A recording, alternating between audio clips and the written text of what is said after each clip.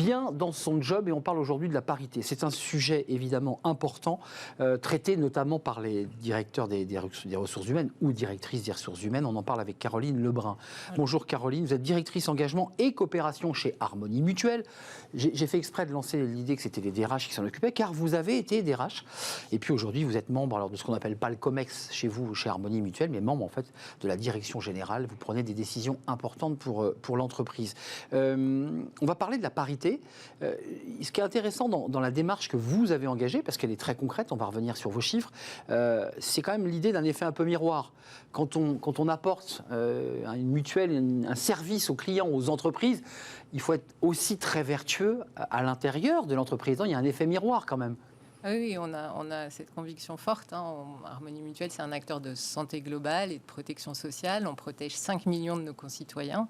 On accompagne les salariés de 65 000 entreprises qui sont clientes dans leur parcours de vie, dans leur parcours de santé. Donc effectivement, Harmonie Mutuelle, c'est 5 000 collaborateurs au quotidien. On n'est pas capable de construire des solutions de santé, des solutions de solidarité, si on n'est pas un minimum divers en matière de genre, mais aussi autre chose à l'intérieur de l'entreprise. Juste un petit mot, j'ai souvent l'habitude de le demander. Il y a près de 5000 salariés chez Harmonie Mutuelle, je ne dis pas de bêtises, 4978 collaborateurs et trices, parce que la parité est importante chez vous. C'est quoi votre titre engagement et coopération? Ça veut dire quoi?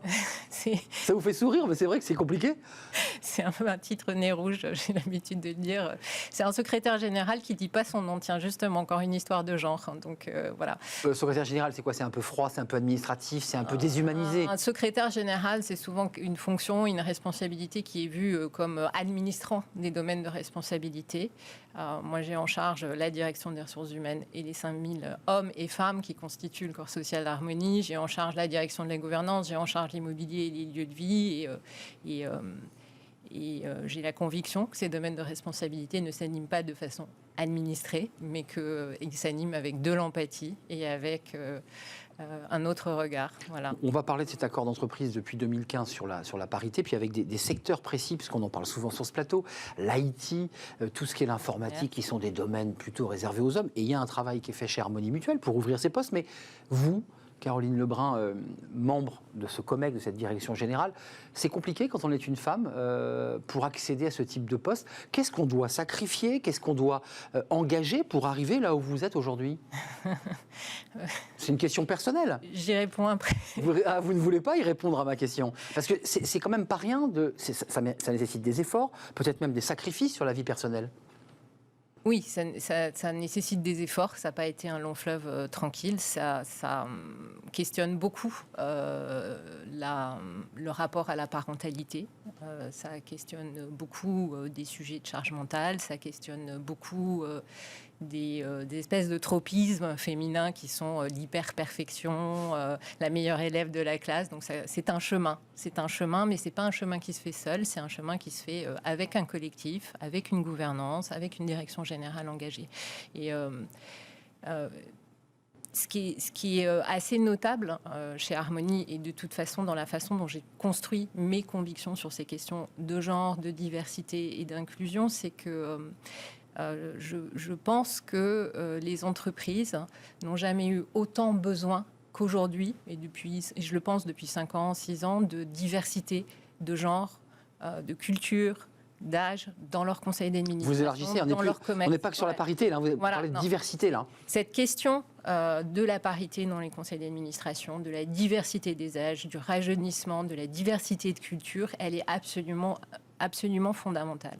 Elle est fondamentale parce qu'on a besoin de croiser des regards, on a besoin d'accepter des diversités de points de vue pour faire face aujourd'hui, et je pense que l'année 2020 finit de nous convaincre, pour faire face aux défis absolument complexes et stratégiques qu'on a à relever. Quoi. Donc, quelques chiffres, un accord en 2015 et puis un accord cadre 2020-2022, une sorte de prospective. Vous passez de 19% dans le DOT6, c'est le système d'information qui sont plutôt des réservés, et on le voit encore aux hommes à 24%.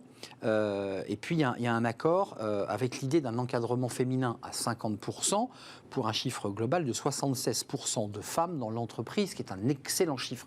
Vous anticipez en quelque sorte ce que réclament beaucoup d'acteurs de cette question de la parité, des DRH par exemple, même des dirigeants, qui est de dire c'est à l'État de prendre en charge, comme la loi Copé-Zimmermann l'a imposé dans les conseils d'administration.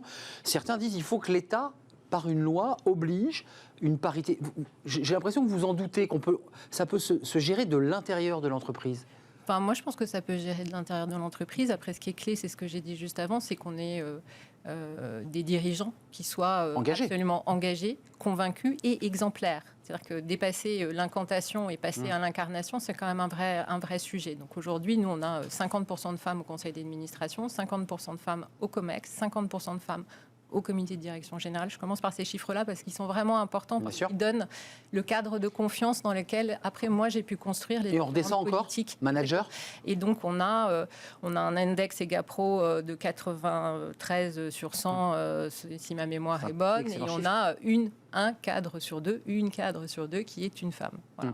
Donc après, on a dans ce cadre de confiance et d'exemplarité absolument incarné, c'est fondamental. Je me permets vraiment de réinsister dessus. Sinon, on a des DRH qui passent leur vie à évangéliser et tirailler le sujet et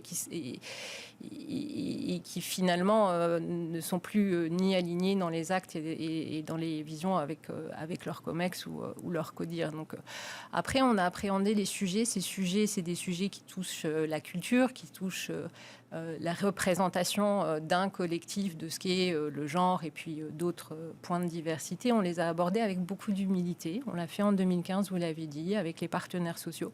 Tranquillement, on s'est fixé 4 axes de travail. Donc la mixité d'un certain nombre de filières métiers. Effectivement, souvent le défi de l'IT, dépourvu de femmes. Et aujourd'hui, on est passé de 9 à 39% de collaboratrices recrutées dans nos process de recrutement. Le commerce, moi, on me jurait oublié et torbi que c'était impossible d'avoir des managers commerciaux qui soient des femmes. Vous en avez ? C'est 50% de l'effectif aujourd'hui sur ce secteur d'activité. Et la mixité, on l'a regardée des deux côtés. C'est-à-dire que tous les métiers de la relation client, tous les métiers du service, tous les métiers du soin sont des métiers qui sont des métiers féminins. Donc, on a fait progresser de 5 points la part des hommes dans ces métiers-là. Il y a une forme de censure aussi chez les femmes qui disent mais il y a des métiers qui ne sont pas destinés aux femmes. On va aller plutôt dans les DRH. C'est vraiment beaucoup des métiers autour des ressources humaines. Les femmes, un mot quand même, parce que vous allez très loin. Booster le leadership féminin en interne, vous venez de le dire, c'est 50% de femmes managers. À compétences professionnelles et expériences comparables, le candidat du genre le moins représenté est retenu. Absolument. Racontez-moi, ça c'est très intéressant.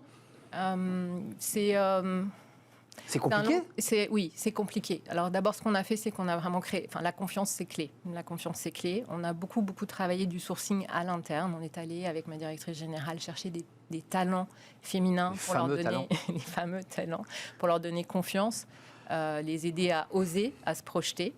On a créé un programme qui s'appelle Talent au féminin. Chaque année, on a 20 femmes qui partent dans ce programme, qui travaillent le leadership de soi, la confiance, le marketing, le pilotage économique et financier, souvent des endroits où elles sont les moins comprises comme étant crédibles, tout à fait, les moins affirmées, alors qu'elles sont tout aussi sachantes et professionnelles.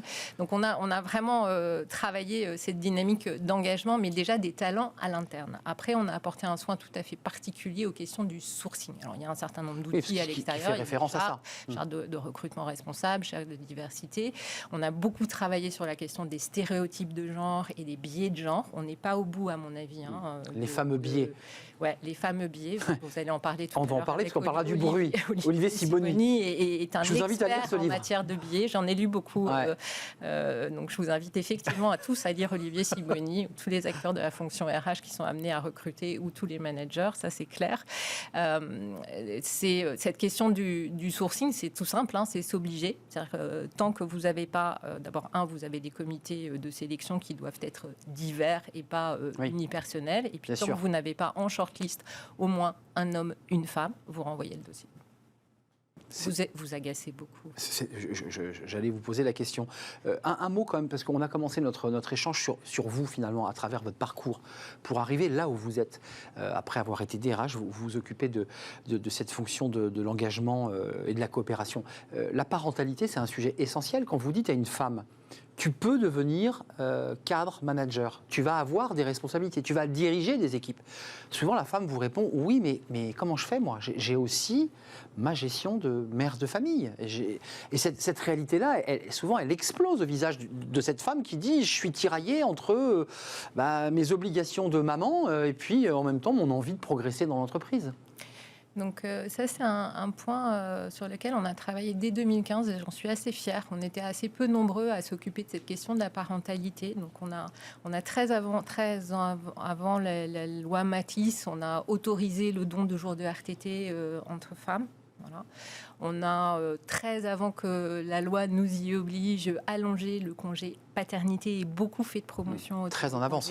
Congé paternité qui avait été tout de suite porté à 3 semaines. On avait mis en place un système d'aide aux devoirs à la maison en ligne, avec un truc qui s'appelle Prof Express, qui nous a été extrêmement utile l'année dernière. Je ne vous le cache pas. C'est vrai, vous aviez anticipé le Covid. Cette capacité à écouter les bruits du monde pour traiter de ces questions de diversité et de parité est absolument. Et puis d'accompagnement de la parentalité. Absolument fondamental. Et aujourd'hui, ce qui est assez extraordinaire, c'est qu'on a un réseau, on a fait naître un réseau de femmes qui est aujourd'hui devenu mixte, qui s'autoporte dans l'ensemble de l'entreprise et qui échange, communique. Oui, enfin en tout cas qui véhicule cette culture. Et l'année dernière, les ambassadeurs. Des ambassadeurs, ils ont fait 2 webinars, un sur la charge mentale et un autre sur les biais de genre dans l'intelligence artificielle. Donc voilà, ça irrigue. Il faut libérer les initiatives pour permettre que cette culture de l'acceptation de la différence, ce management finalement de la différence, qui est un management de la diversité, irrigue dans toutes les sphères de l'entreprise. La parité, c'est plus qu'un enjeu, parce que je change mon titre, c'est presque une philosophie chez vous, chez Harmonie Mutuelle. Il y a quand même quelque chose qui irradie l'ensemble de l'entreprise, comme une sorte de philosophie, comme ça, qui entraîne et qui engage. J'ai été ravi de vous accueillir, Caroline Lebrun, directrice engagement, coopération, qui est votre nez rouge à vous, Harmonie Mutuelle, secrétaire générale, qui ne dit pas son nom, très engagée sur ces questions, au-delà de la parité, sur la question de la diversité dans son ensemble. D'ailleurs, le thème qu'on va évoquer dans quelques instants dans Smart Philo va forcément faire écho à ce que vous venez de nous dire. Est-ce que le travail doit rendre heureux ? Est-ce que c'est une obligation ? Est-ce que c'est une équation qu'il faut intégrer ? Peut-être pas. On en parle avec Laurent Paillet-Chevalier. Il est prof de philo. Il va nous éclairer sur ce lien entre travail et bonheur.